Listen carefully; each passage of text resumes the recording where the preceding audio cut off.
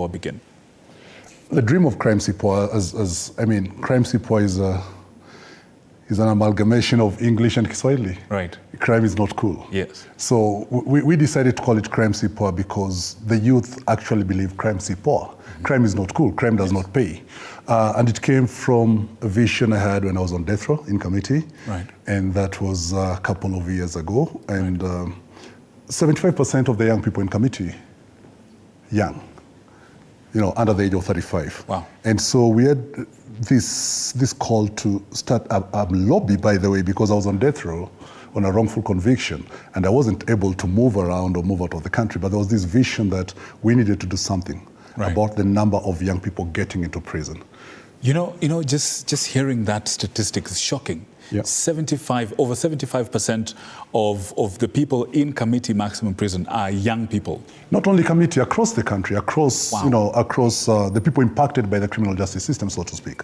So those behind bars, of this 56,000 right now in prison, 75% or so are below the age of 35. And this is the age when people are at their prime. Most productive, and everything. Yeah. What does that say about our country? What does that say about our societies? What kind of loss are we looking at?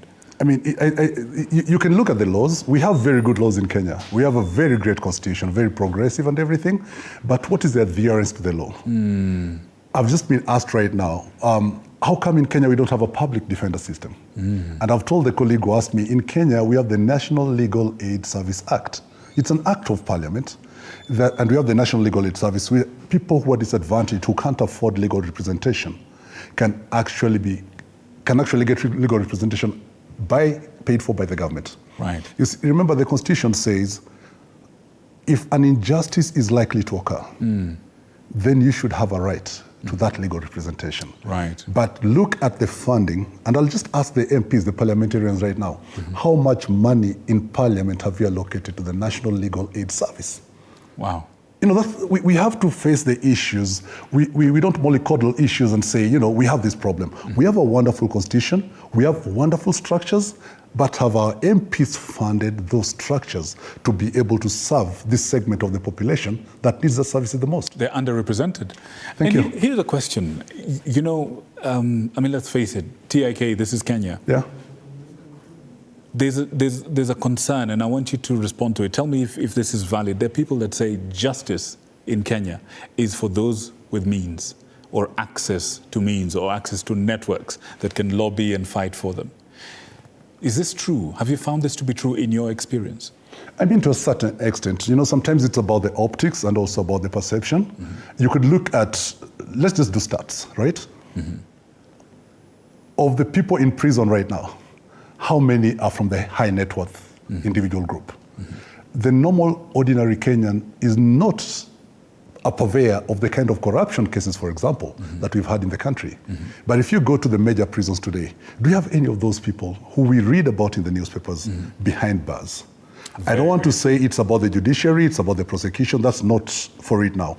So that's why I'm saying it's about optics. The perception is because when you go there, the real data you'll find are actually people from disadvantaged families. That's the reality. Number one, because one of the key things we've learned, people don't know the law. Not only people from disadvantaged families, even people across the board. Wow. So if you look at the crimes taking people to our prisons today, mostly they're sexual and gender-based violence kind of crimes. Yeah, you talk about the highest number of inmates today are in for sexual offenses, rape and defilement. Why is this so? What's the story behind these numbers? Now, I've just come from Thika. I've just come from Thika, where we have that serious case of rape and defilement. Defilement is of children below the age of 18. So I'll just let guys know, if you're not allowed by law and you're not supposed to have sex with a minor who's under the age of 18. Anyone under the age of 18, you'll be in jail. You'll be in jail. Yeah. Despite what the popular song says. You'll hear the songs. Don't listen to those songs, because some of those songs glorify the things that actually land these very people, glorify them in jail. So if we're just singing some songs, and it's nice you brought it. It's unfortunate that there's some songs that glorify rape. There are songs that glorify defilement. There are songs that glorify drug consumption. There are songs that glorify the negative vices, like, get rich by any means possible. So if that's the culture we are building today, and we hope to have a country in 5 years, we are totally lost.